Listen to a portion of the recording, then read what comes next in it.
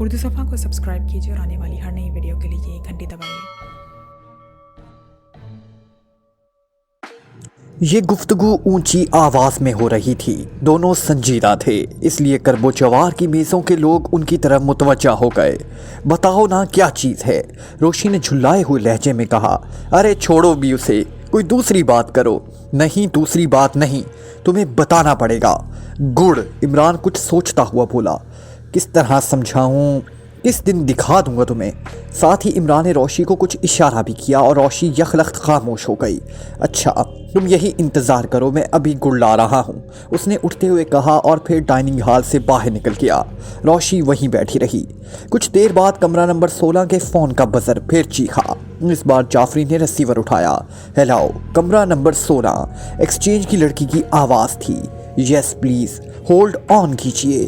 फिर दूसरे ही लम्हे में जाफरी ने X2 की आवाज़ सुनी जो कह रहा था, जाफरी तुम फ़ौरन कमरा नंबर 27 में चले जाओ, वो खाली है और उसकी बुकिंग मिस्टर ताहिर के नाम से हो गई है। खावर से कहो वो वहीं ठहरे, जल्दी करो। सिलसिला मुनक़ता हो गया। तुम यहीं ठहरोगे, मैं कमरा नंबर 27 में जा रहा हूँ। क्यों, क्या X2? हाँ वही। क्या मुसीबत है यार, हमें ऐसे ऑफिसर पर फ़ख्र करना चाहिए जो 24 घंटे जाकर हमारी हिफाजत करता रहता है। अच्छा मैं चला, जाफरी ने कहा और बाहर निकल गया। सुनसान राहदारी में उसके कदमों की आवाज़ गूंजती रही। कैप्टन खावर ने दरवाज़ा नहीं बंद किया। उसने अपने पाइप में तंबाकू भरी आराम कुर्सी पर नीमदराज होकर पाइप के हल्के कश लेने लगा। बामुश्किल तमाम 10 मिनट गुजरे होंगे कि एक अजनबी कमरे में दराना घुसता चला आया और उसने खावर को इतनी मोहलत भी नहीं दी कि वो इस हरकत के खिलाफ एहतजाज कर सकता। खावर की नज़र अपनी तरफ उठते हुए रिवॉल्वर की तरफ थी। फिर एक दूसरे आदमी ने भी कमरे में दाखिल होकर दरवाज़ा अंदर से बंद कर दिया। जाफरी कहाँ है? रिवॉल्वर वाले ने घुर्रा कर पूछा। जाफरी, कैप्टन खावर ने हैरत जाहिर करके जल्दी से बोला। ओह, तो आप लोग भी कैप्टन जाफरी की तलाश में हैं? हाँ, लेकिन तुम कौन हो और कल सुबह इसके मकान में क्या कर रहे थे? तुम पूछने वाले कौन हो? खावर ने बिरा फरोख्तगी का मुजाहरा किया। और ये तुम रिवॉल्वर लिए हुए मुझे धमका रहे हो? उसे तो जेब ही में रखो, इन चीज़ों की ज़रा कम ही परवाह करता हूँ। जाफरी कहाँ है? कुछ देर पहले वो इसी कमरे में था। रिवॉल्वर वाले ने आहिस्ता से पूछा। मुझे भी यही इत्ला मिली थी कि जाफरी यहाँ है, लेकिन क्या? लेकिन यही कि वो यहाँ नहीं है, खावर ने लापरवाही से कहा। फिर यहाँ कौन था जिसने अंदर से दरवाज़ा खोला था? मेरे दोस्त, तुम्हें कोई गलत फहमी हुई है, खावर ने नरम आवाज़ में कहा। मैंने यही समझकर दरवाजे पर दस्तक दी थी कि जाफरी यहाँ मौजूद है, लेकिन अंदर से जवाब न मिलने पर मैंने दरवाजे को धक्का दिया और वो खुल गया। फिर तुम इतनी देर से यहाँ क्या कर रहे थे? इंतज़ार, उसकी वापसी का इंतज़ार। मगर फिर सोचता हूँ कि वो आखिर दरवाजे को मुफस्सल करके क्यों नहीं किया। रिवॉल्वर वाली की आंखों में उलझन के आसार नजर आने लगे। उसने पूछा, तुम्हें जाफरी की तलाश क्यों है? वो मेरा दोस्त है, उसने मुझे फ़ोन पर मुतल्ला किया था कि उसकी ज़िंदगी ख़तरे में है। मैं कल सुबह उसके घर पहुंचा, मगर वहां उसके अलावा और कोई था जिसने मुझ पर फायर कर दिया। हम दोनों में ज़बरदस्त टक्कर हुई, लेकिन वो बच निकलने में कामयाब हो गया। अब मैं सोच रहा हूं कि वो तुम में ही से कोई रहा होगा। मैं पूछता हूं, आखिर तुम उसके पीछे क्यों बढ़ गए हो? या तो मुझे इसका कसूर बताओ या अपनी हरकतों से बाज आ जाओ। हम बाज आ गए अपनी हरकतों से, अजनबी ने रिवॉल्वर को जेब में डालते हुए मुस्कुरा कर कहा। आओ हम सब मिलकर उसे तलाश करें, उसी में उसकी भलाई है। लेकिन तुम्हारा ये ख्याल गलत है कि हम लोगों में से किसी ने इस पर या तुम पर फायर किया होगा। मेरे पास अब इतना वक्त नहीं है, खावर ने बुरा सा मुंह बनाकर कहा। वो खुद ही हमाकतें कर रहा है। अगर उसे किसी किस्म का ख़तरा महसूस हुआ था तो उसे सीधे मेरे पास आ जाना चाहिए था। वो जानता है कि मैं किस कमाश का आदमी हूँ, उसे मेरी सलाहियतों का भी इल्म है। अच्छा, फ़र्ज़ करो वो आ जाता तुम्हारे पास, तो तुम क्या करते? इसी सूरत में तुम्हें कदर आफ़ियत मालूम होती जब वो मेरे घर में पनाह लेता। तुम क्या काम करते हो? मैं भी फ़ौज का एक पेंशन याफ्ता ऑफिसर हूँ, खावर ने लापरवाही से कहा। मैं और जाफरी बहुत दिनों तक साथ रहे हैं। तब तो तुम पर लानत भेजने को दिल चाहता है, रिवॉल्वर वाला खुश्क लहजे में कहा। क्यों? दफतन खावर घुराया। तुम हद से बढ़ रहे हो। मैंने लानत यूं भेजी है कि तुम पेंशन याफ्ता होते हुए भी सरकारी काम में रोड़े अटका रहे हो, रिवॉल्वर वाले ने कहा। सरकारी काम? خاور نے چونک کر پوچھا اور اس کے چہرے پر خوف کے آثار نظر آنے لگے جو 100% بناوٹی تھے۔ ریوالور والے نے اپنی کوٹ کے اندرونی جیب سے ایک وزٹنگ کارڈ نکال کر خاور کی طرف بڑھا دیا۔ کارڈ لیتے وقت خاور کا ہاتھ کانپ رہا تھا۔ کارڈ پر تحریر تھا ST Bhatti, inspector of CID۔ Inspector صاحب، خاور نے کپ کپاتی ہوئی آواز میں کہا، کیا آپ کو یقین ہے کہ جعفری ہی نے اس انگریز کو قتل کیا ہوگا؟ ابھی ہم کچھ نہیں کہہ سکتے، ریوالور والے نے لاپرواہی سے کہا۔ چند لمحے خاور کو گھورتا رہا اور پھر بولا، کیپٹن خاور، تم محکمے کی مدد کر سکتے ہو۔ انسپیکٹر صاحب، میں ہر طرح سے تیار ہوں، جو کچھ بھی مجھ سے ہو سکے گا۔ فی الحال مجھے جعفری کا پتہ بتا دو۔ اب ٹھہریے، میں بتاتا ہوں۔ خاور کچھ سوچتا ہوا بڑبڑانے لگا، نہیں، وہاں بھی نہیں، ارشاد ڈرپوک آدمی ہے، وہ وہاں بھی نہ ہوگا۔ اوہو جولی! خاور دفتن اچھل پڑا اور ریوالور والے کی طرف شرارت آمیز نظروں سے دیکھتا ہوا بولا، میں بتا سکتا ہوں کہ وہ کہاں ہے۔ تو بتاؤ نا، ریوالور والے نے جھنجھلا کر کہا۔ دیکھیے، اب وہ جولی کے علاوہ اور کسی کی یہاں نہ مل سکے گا۔ جولی اس کی داشتہ ہے، ڈیکن سٹریٹ کی 11ویں مکان میں رہتی ہے۔ کیا تم وہاں تک ہمارے ساتھ چل سکو گے؟ کیوں نہیں مسٹر بھٹی، ضرور، بل ضرور۔ اگر جعفری ہی اس انگریز کا قاتل ہے تو میں جعفری کو پھانسی کے تختے پر ہی دیکھنا پسند کروں گا۔ مجھے ایسے لوگوں سے بڑی نفرت ہے جو قانون کا احترام کرنا نہ جانتے ہو۔ اچھا تو آؤ۔ ریوالور والے نے ہاتھ ہلا کر دروازے کی طرف اشارہ کیا۔ پھر وہ تینوں کمرے سے راہداری میں آ گئے۔ خاور سب سے پہلے باہر نکلا۔ اسے ایسا محسوس ہوا جیسے ایک سایہ وہاں سے ہٹ کر برابر والے کمرے میں چلا گیا ہو، لیکن اس نے اسے وہم سے زیادہ اہمیت نہ دی۔ وہ سوچنے لگا کہ اگر وہ کوئی آدمی تھا تو اس سے اتنے پھرتیلے پن کی توقع نہیں کی جا سکتی۔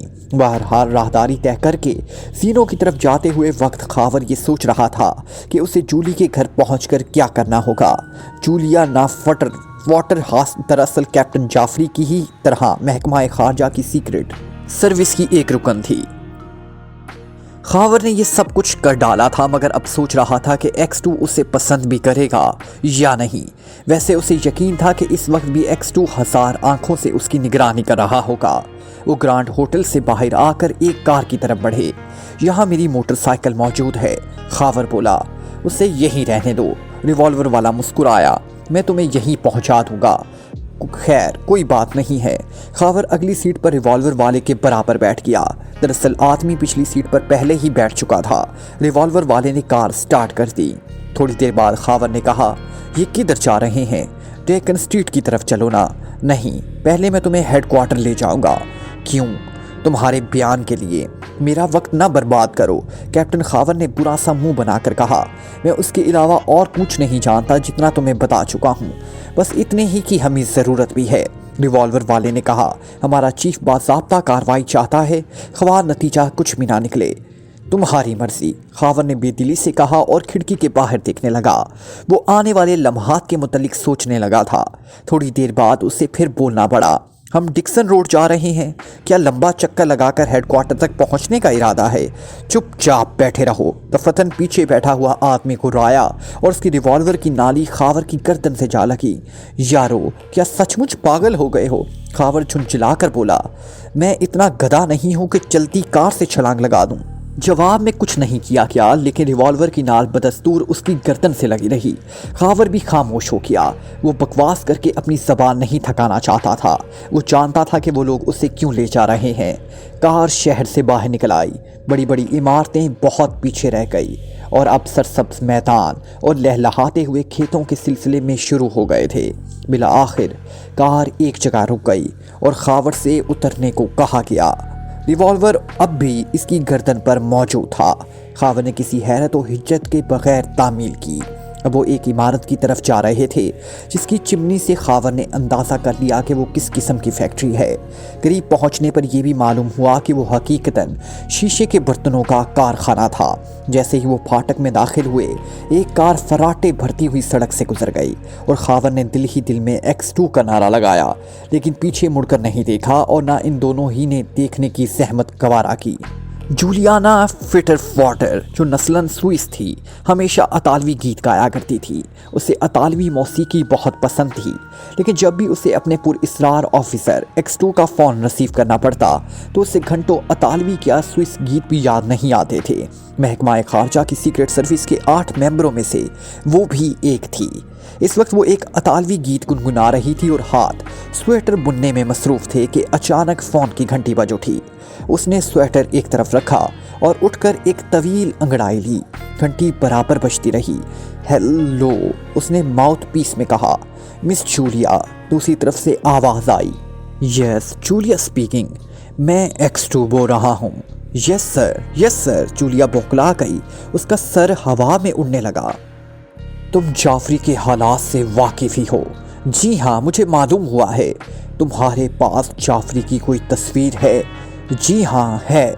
अच्छा, तो तुम्हारे ड्राइंग रूम में जो टेबल फ्रेम है और जिसमें एमिली ब्रॉन्टी की तस्वीर लगी हुई है, क्यों, है ना? मैं गलत तो नहीं कह रहा?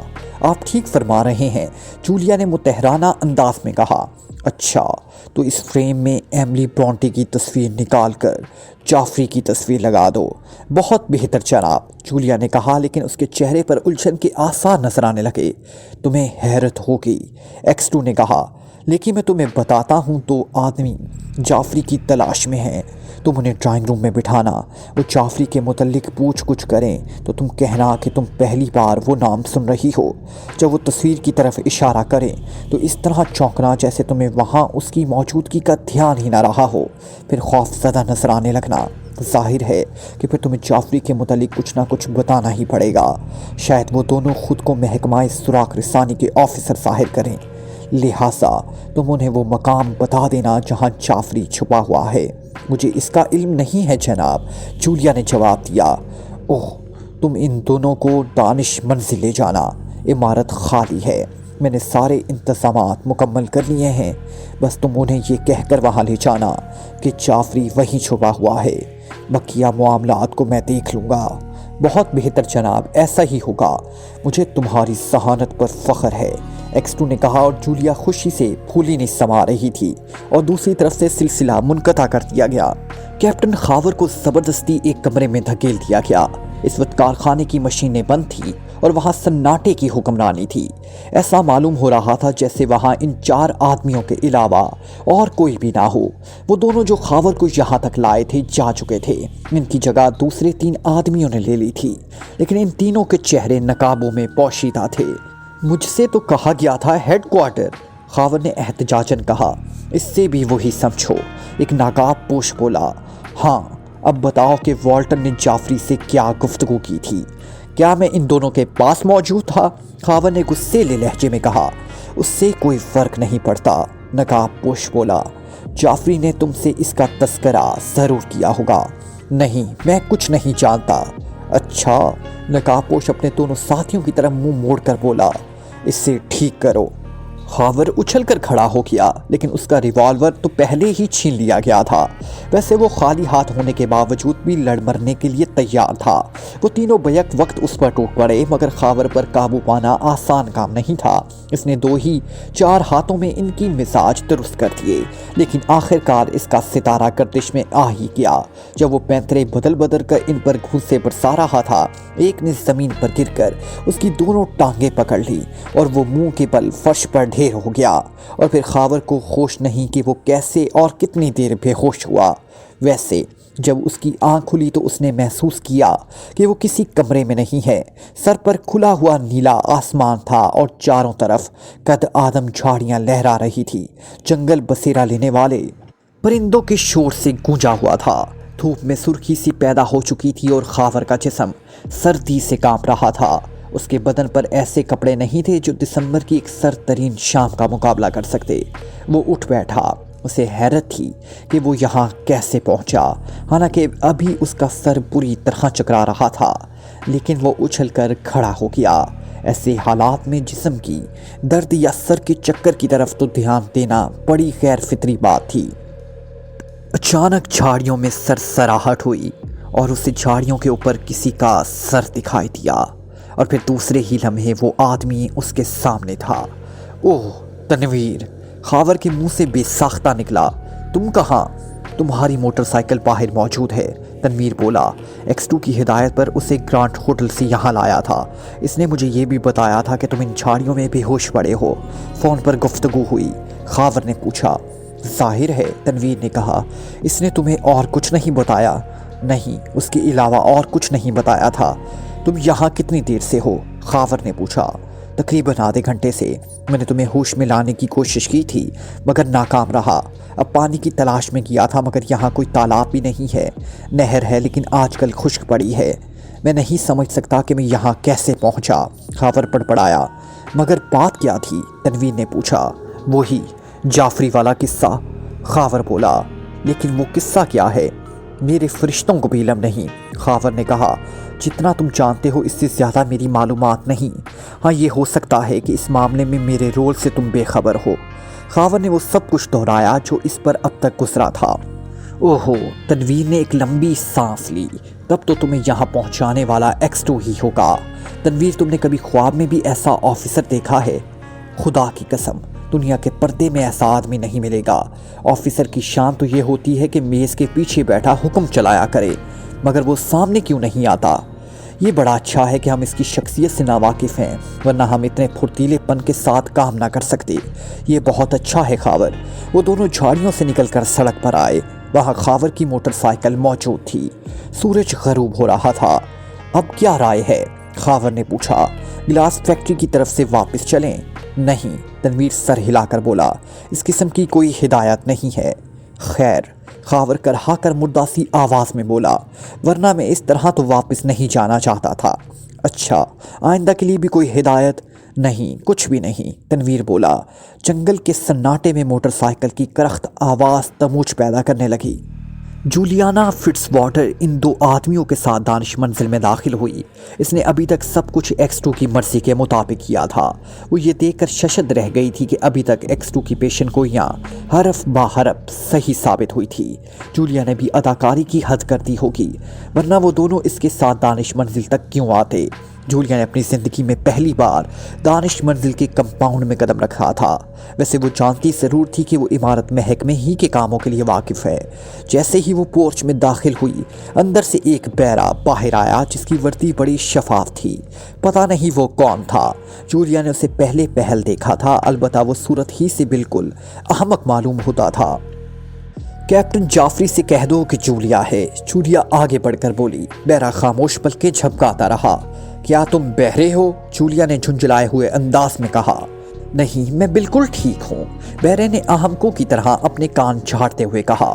फिर दोनों मर्दों से पूछा, आप हजरात क्या चाहते हैं? ये मेरे साथ है, तुम फजूल बकवास क्यों कर रहे हो? जूलिया बोली। अगर ये आपके साथ है तब साहब आपसे मिल भी सकते हैं और नहीं भी मिल सकते। बैरा बोला। क्या बक रहे हो?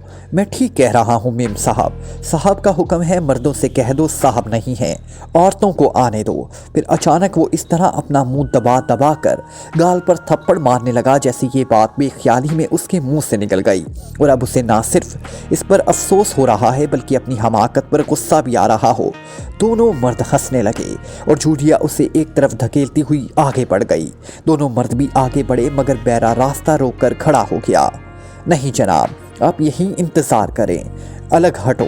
दोनों ने तरफ उसे घूंसे रसीद किए और वो खामोशी से एक तरफ हट गया। उसे यहीं रोके रखिए, जूलिया ने पलटकर इन दोनों से कहा और अंदर चली गई। वो इस अहमक बैरे को ड्राइंग रूम में खींच लाए। एक ने दूसरे से कहा, तुम दरवाजे बंद कर दो। बैरा चुपचाप खड़ा पलकें झपकाता रहा। दूसरी तरफ जूलिया बड़ी तेज़ी से अंदर पहुंची और इमारत के उकबी दरवाजे से बाहर निकल गई। बाहर गहरी तारीकी थी और कंपाउंड साई साई कर रही थी। इस वक्त उसे अंधेरे में चारों तरफ X2 का जलवा नजर आ रहा था। उसने सोचा, क्यों ना आज X2 का दीदार ही कर लिया जाए। फिर इस अहमक बहरे के मुतालिक सोचने लगी। बड़ा खूबसूरत और प्यारा सा जवान था। यकीनन वो बैरा ना रहा होगा, हालांकि उसके चेहरे पर हमाकत बरस रही थी, मगर पढ़ा लिखा आदमी मालूम होता था। ऐसा आदमी जो बैरा बनना कभी पसंद नहीं कर सकता। क्या वही X2 था? مگر یہ خیال جولیا کو فضول معلوم ہوا۔ وہ X2 ہرگز نہیں ہو سکتا۔ اس کے ذہن میں X2 کا تصور بڑا بھیانک تھا۔ وہ سوچنے لگی اس وقت X2 یقینی طور پر یہاں موجود ہے۔ وہ عمارت کی پشت سے پھر پائیں باغ میں آ گئی۔ پورچ کی روشنی گل ہو چکی تھی اور اب کوئی کھڑکی بھی روشن نہیں نظر آ رہی تھی۔ جولیا کرانا کی باڑ کے پیچھے چھپ کر بیٹھ گئی۔ اس کا فاصلہ عمارت سے زیادہ دور نہیں تھا اور وہ پورچ والی روشنی کے قریب تھی۔ اچانک اسے 2 چیخیں سنائی دی اور 100% انہی دونوں کی تھی جو اس کے ساتھ یہاں تک آئے تھے۔ پھر اس طرح سناٹا چھا گیا جیسے چیخنے والوں کا گلا گھونٹ دیا گیا ہو۔ سردی بہت شدید تھی۔ جولیا کے دانت بج رہے تھے لیکن وہ وہاں سے نہیں ہٹی۔ ایسا معلوم ہو رہا تھا جیسے زمین نے اس کے پیر پکڑ لیے ہوں۔ اس حالت میں 1 گھنٹہ گزر گیا۔ پھر شاید کوئی دروازہ کڑکڑا کر کھلا اور کچھ اس قسم کی آوازیں آنے لگیں جیسے 2 آدمی آپس میں جو تم پیزار کر رہے ہوں وہ ایک دوسرے کو گالیاں بھی دے رہے تھے۔ پورچ سے نکل کر وہ روش پر آ گئے اور یہاں تک وہ الگ الگ آئے تھے، لیکن اچانک ان میں سے ایک نے پھر دوسرے کو گالی دی اور وہ پھر لپٹ پڑے۔ دونوں میں زور ہونے لگا۔ ان کی باتیں بے سرتبا تھی، گالیاں بے تکی، جو کچھ بھی منہ میں آ رہا تھا بک رہے تھے۔ ایسا معلوم ہو رہا تھا جیسے وہ یا تو نشے میں ہوں یا پھر پاگل ہو گئے ہوں۔ اندھیرا ہونے کی وجہ سے ان کی شکلیں تو نہ دیکھ سکی، لیکن انہیں پہچان لینے میں دشواری پیش نہ آئی کیونکہ وہ اپنی آوازوں سے پہچانے جا سکتے تھے۔ یہ وہی دونوں تھے۔ ان میں سے ایک خود کو چھڑا کر پھاٹک کی طرف بھاگا اور دوسرا کہکے لگاتا تالیاں بجاتا ہوا اس کے پیچھے دوڑنے لگا۔ جولیا کا دل بہت تیزی سے دھڑک رہا تھا، اتنی تیزی سے کہ جولیا ڈرنے لگی کہ کہیں ہارٹ فیل نہ ہو جائے۔ وہ دونوں پھاٹک سے نکل کر سڑک پر غائب ہو چکے تھے۔ جولیا کچھ خائف ہو گئی تھی کہ X2 کے دیکھنے کا شوق ذہنی ہیجان کے بھنور میں ڈوب گیا۔ وہ بھی بے تحاشا دوڑتی ہوئی پھاٹک کے باہر آ گئی۔ سڑک پر پہنچ کر وہ کافی دور تک پیدل ہی چلتی رہی۔ دراصل اسے یاد ہی نہیں تھا کہ یہاں سے اس کی قیام گاہ بہت ہی دور ہے۔ سڑک پر ایک جگہ سے اتنا مجمع نظر آیا کہ ٹریفک قریب قریب رک گئی تھی۔ شور و گل کی آوازیں فضا میں انتشار برپا کر ہی رہی تھی۔ جولیا بھی اس بھیڑ سے دور ہی تھی کہ یکایک مجمع پھٹا اور 3-4 کانسٹیبلوں کی سرخ ٹوپیاں دکھائی دی۔ وہ آدمیوں کو دھکے دے دے کر آگے بڑھا رہے تھے۔ یہ دونوں آدمی، جولیا نے انہیں پہچان لیا۔ یہ وہی تھے جنہیں وہ دانش منزل پر پراسرار X2 کے حوالے کر کر آئی تھی۔ ان کے لباس تار تار ہو کر جسموں سے جھول رہے تھے اور چہروں پر خون کی لکیریں بہہ رہی تھی، آنکھوں سے وحشت برس رہی تھی۔ ایسا معلوم ہو رہا تھا جیسے وہ گونگے، بہرے اور اندھے ہوں۔ پپیا پی، ایک نے ہانک لگائی اور دوسرا کتے کی طرح بھونکنے لگا۔ دونوں کی گردنیں دبوچ کر انہیں پھر دھکا دیا گیا۔ 2 کانسٹیبلوں نے پیچھے مڑ کر اپنے ڈنڈے گھمائے اور ان میں سے ایک چیخا، پیچھے ہٹو، جاؤ، کوئی مجھے نہیں آئے گا، کوئی میرے پیچھے نہیں آئے گا۔ لیکن اس کے باوجود بھی مجمع کانسٹیبلوں کے پیچھے چلتا رہا۔ سب سے آگے وہ دونوں دھکے کھا رہے تھے۔ جولیا اس وقت تک وہیں کھڑی رہی جب تک مجمع دوسرے موڑ پر نظروں سے اوجھل نہیں ہو گیا۔ جولیا کے پیر بری طرح کانپ رہے تھے اور وہ محسوس کر رہی تھی جیسے وہ ایک قدم بھی آگے نہ چل سکے گی۔ اب یہاں روشنی میں بھی اسے چاروں طرف X2 کے بھوت نظر آنے لگے۔ اس نے ایک ٹیکسی رکوائی اور پچھلی سیٹ پر ایک لاش کی طرح بیٹھ گئی۔ وہاں سے وہ سیدھی خاور کے مکان پر پہنچی۔ اسے خاور کو پیش آئے ہوئے حادثات کا علم نہیں تھا۔ اس کی طرف رخ کرنے کی وجہ یہ تھی کہ خاور اپنا زیادہ تر وقت گھر ہی میں گزارتا تھا۔ دوسروں کے متعلق یقینی طور پر یہ کہا نہیں جا سکتا تھا کہ وہ لوگ اپنی قیام گاہوں پر مل جائیں گے یا نہیں۔ خاور نے جولیا نا فٹس واٹر کو حیرت سے دیکھا کیونکہ اس نے آج تک اسے اس حال میں نہیں دیکھا تھا۔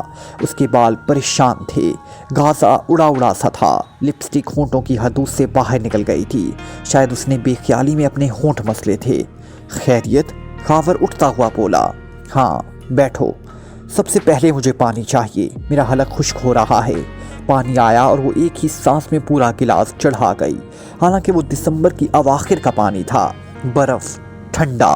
پھر وہ تقریباً 10 منٹ تک آنکھیں بند کیے آرام کرسی پہ پڑی رہی۔ دفتن خاور نے کہا، مجھے الجھن ہو رہی ہے، بتاؤ کیا بات ہے؟ کیا تم آئینہ دیکھنا پسند کرو گی؟ آہا ضرور۔ جولیا نے اپنے پرس سے چھوٹا سا آئینہ نکالا اور پھر بے تحاشا ہنسنے لگی۔ نہیں، بتاؤ گی تم؟ خاور نے پھر کہا۔ پہلے تم بتاؤ گے کہ چہرے پر ورم کیوں ہے؟ جولیا نے پوچھا۔ میں نے مار کھائی تھی، خاور جھنجھلا کر بولا۔ اور میں نے مار کھلوائی تھی، جولیا کھلکھلا کر ہنس پڑی۔ میں اب نہیں پوچھوں گا، خاور نے کہا اور پائپ میں تمباکو بھرنے لگا۔ جولیا کچھ دیر تک اس کے کارٹونی چہرے کا مذاق اڑاتی رہی، پھر اپنی داستان دہرانے لگی۔ خاور بڑے غور سے سن رہا تھا۔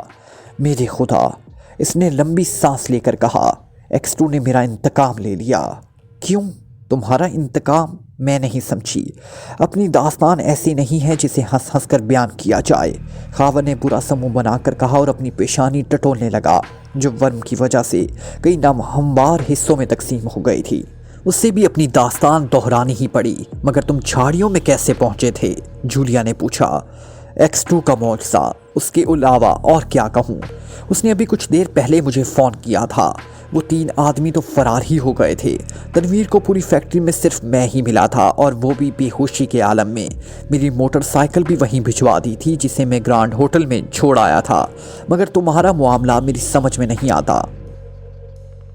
مجھے خود بھی حیرت ہے، آخر وہ دونوں آپس میں کیوں لڑ مرے تھے؟ میں سچ کہتی ہوں، بالکل ایسا معلوم ہو رہا تھا جیسے انہیں اپنے سر پیر کا ہوش ہی نہ ہو۔ تب تو حقیقتاً یہ کہنا ہی پڑے گا کہ ایکسٹو کوئی آدمی نہیں بلکہ بھوت ہے۔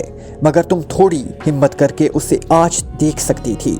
نہیں، میرا خیال ہے کہ میری جگہ جو بھی ہوتا ہمت ہار دیتا، جولیا نے بڑی خود اعتمادی کے ساتھ کہا۔ خیر، ہاں، خاور کچھ کہنے ہی والا تھا کہ فون کی گھنٹی بج اٹھی اور اس نے ریسیور اٹھا لیا۔ ہیلو، وہ آپ ہیں؟ جی ہاں، مس جولیا یہی ہیں، خدا کی قسم آپ ہمیں وقت حیرت میں ڈال دیتے ہیں۔ خاور نے خاموش ہو کر ریسیور جولیا کو دے دیا۔ وہ سمجھ گئی تھی کہ دوسری طرف سے بولنے والا کون ہو سکتا ہے۔ یس سر، اس نے کپ کپاتی ہوئی آواز میں ماؤتھ پیس میں کہا۔ کہو، کیسی ہو؟ دوسری طرف سے ایک ہلکے سے کہکے کے ساتھ پوچھا گیا۔ ٹھیک ہوں جناب، تم شاید ڈر گئی ہو، جولیا چھپی ہوئی سی ہنسی لے کے ساتھ بولی۔ جی ہاں، حالات ہی ایسے تھے، ان دونوں کو جانے کیا ہو گیا تھا۔ وہ دوسری طرف سے آواز آئی۔ ایکسٹو نے ان لوگوں کے خلاف سائنٹیفک جنگ شروع کر دی ہے۔ یہ ایکسٹو کی ایک تازہ ترین ایجاد پاگل کر دینے والے انجیکشن کا اثر تھا جو 2 ماہ پہلے نہیں سائل ہو سکتا ہے۔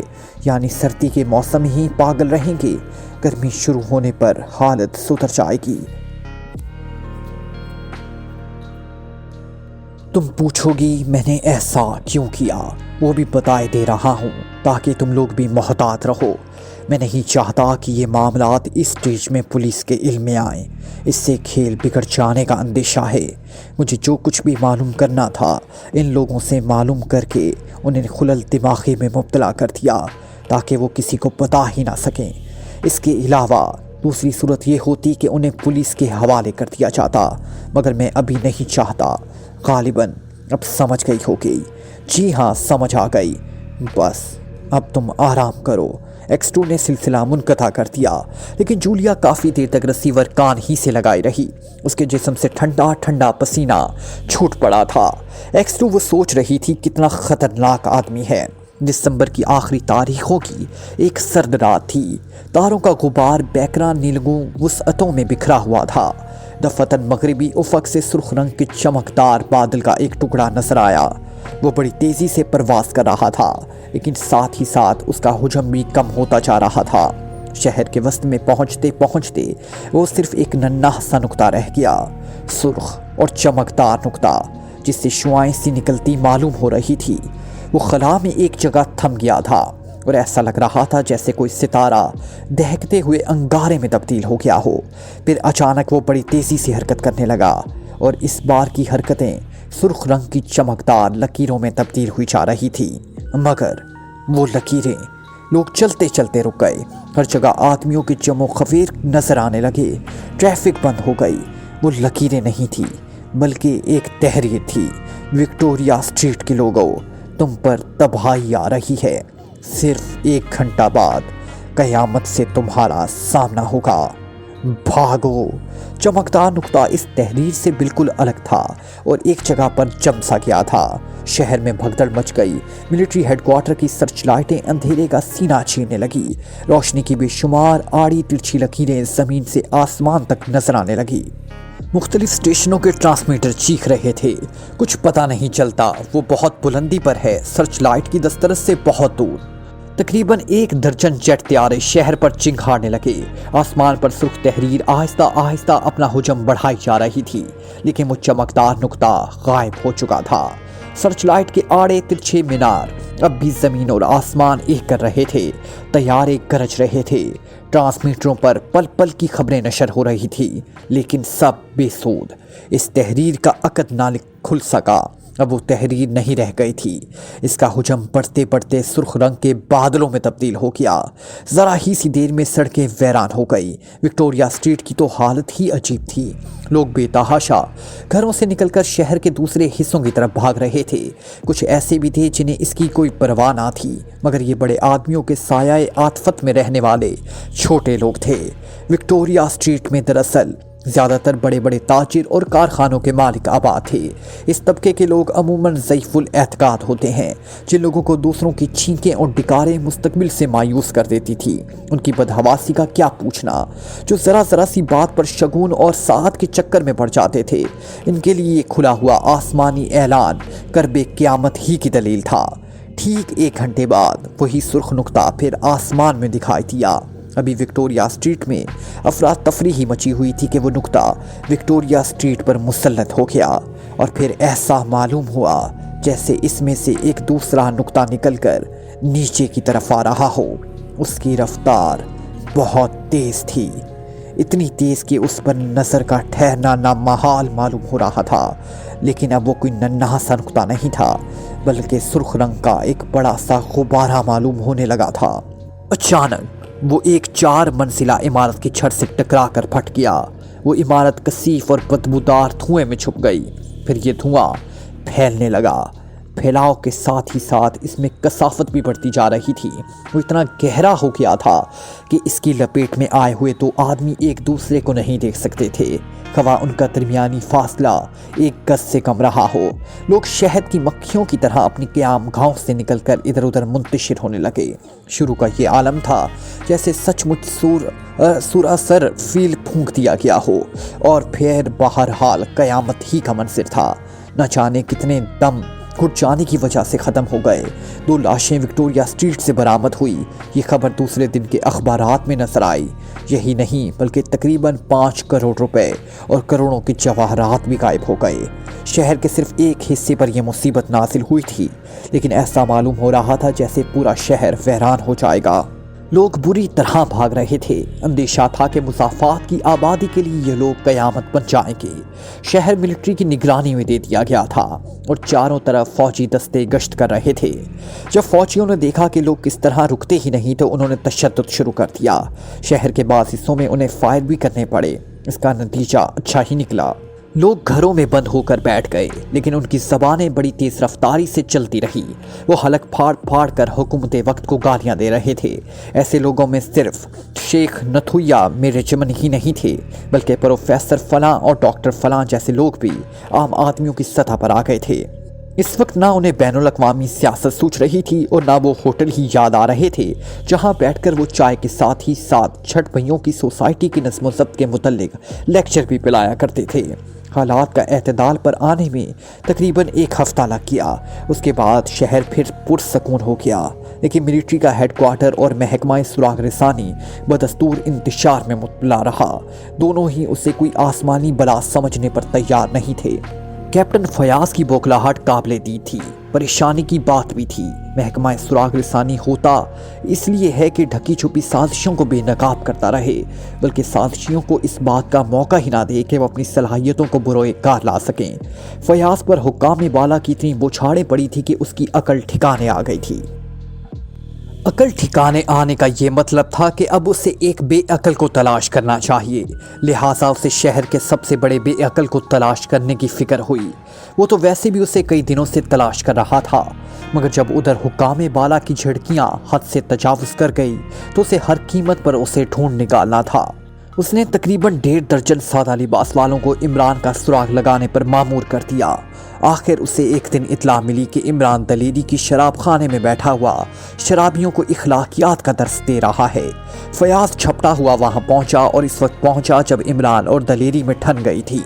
दलेरी एक ईसाई औरत थी, उम्र 50 साल के लगभग थी, रंगत स्याह थी और जिस्म भारी भरकम था, पाटवर आवाज़ रखती थी। ये शराब खाना इसी का था और काउंटर पर वो खुद रहा करती थी। इसकी वजह उसकी कंजूसी बयान की जाती थी। मशहूर था कि वो शराब खाने की आमदनी से अपनी ज़ात पर इतने ही रुपए खर्च करती है जितनी एक बारमैन की तनख्वाह हो सकती है। फयाज को हैरत थी कि इमरान इससे क्यों उलझ पड़ा। वो चुपचाप अलग गोशे में जा बैठा। इमरान बिल्कुल औरतों की तरह हाथ नचा नचा कर उससे तू मैं कर रहा था और कमरे में बैठे हुए दूसरे लोग बेतहाशा हंस रहे थे। हत्ता कि वेटर भी अपना काम छोड़कर एक गोशे में खड़ा कह के लगा रहा था। इस लड़ाई का सर पैर फयाज की समझ में ना आ सका। अलबत्ता दलेरी बार बार पुलिस को बुला लेने की धमकी दे रही थी। फयाज ने सोचा यूं काम ना चलेगा, पता नहीं ये सिलसिला कब तक चलता रहे। लिहाजा वो उठकर सीधा काउंटर की तरफ चला गया। इमरान ने उसे देखा लेकिन इस तरह नज़रअंदाज कर दिया जैसे उससे पहचानता ही ना हो। क्या बात है? फयाज ने दलेरी से पूछा। क्या बात है? दलेरी धाड़ी, ये साला हमारा गाहक को खराब करता है। क्या खराब करता है? बोलता है इधर शराब में पानी मिलाया जाता है। नहीं मिलाया जाता, इमरान दांत पीस कर बोला। तेरे बाप से मतलब? दलेरी कुलकुलाई। मेरे दादा से भी मतलब है। इमरान उसे घूंसा दिखाकर बोला। तुम भोले भाले आदमियों को धोखा देती हो। Police police! दलेरी अपना सर पीट कर चीखी। बाहर से भी कई आदमी अंदर दाखिल हुए। इमरान बार बार फयाज को घूरे जा रहा था। गालिबन उसका ये मतलब था कि फयाज वहाँ से चला जाए, मगर फयाज उसे साथ लिए बगैर वापस नहीं जाना चाहता था। अचानक इमरान बड़बड़ाता हुआ दरवाजे की तरफ मुड़ गया। फयाज ने दलेरी से कहा, मैं उसे समझाऊंगा, और फिर वो इमरान के पीछे पीछे चलने लगा। इमरान एक गली में मुड़ गया मगर फयाज कब पीछा छोड़ने वाला था, वो भी गली में घुस गया। थोड़ी दूर चलने के बाद इमरान पलटा। वो खूंखार नज़रों से फयाज की तरफ देख रहा था। क्यों किया है? तुम क्यों आए मेरे पीछे? तुमसे मिलने के लिए प्यारे। फयाज आगे बढ़कर उसके बाजू पर हाथ फेरने लगा। क्यों? क्या अब भी बताने की ज़रूरत बाकी रह जाती है? अब तुम्हारी मदद के बगैर मेरा बेड़ा गर्क हो जाएगा। अचानक इमरान की पेशानी की सिलवटें गायब हो गई। वो कुछ सोच रहा था। मैं खुद ही सोच रहा था कि तुमसे मिलूं, उसने कुछ देर बाद कहा। कोई ख़ास बात? फयाज चहक कर बोला। अगर मेरे लायक कोई काम हो तो ज़रूर बताओ। आओ, एतमीनान से बातें होंगी। इमरान आगे बढ़ता हुआ बोला। दूसरी सड़क पर पहुंचकर उसने टैक्सी करके ड्राइवरों को अपने फ्लैट का पता बताया और रास्ते भर वो खामोश रहे। फयाज सोचता रहा कि ज़रूर इमरान किसी चक्कर में है। हो सकता है कि वो पहले ही इस मामले में अपनी टांग अड़ा चुका हो। फ्लैट में पहुंचकर इमरान ने बड़ी एहतियात से दरवाज़ा बंद किया।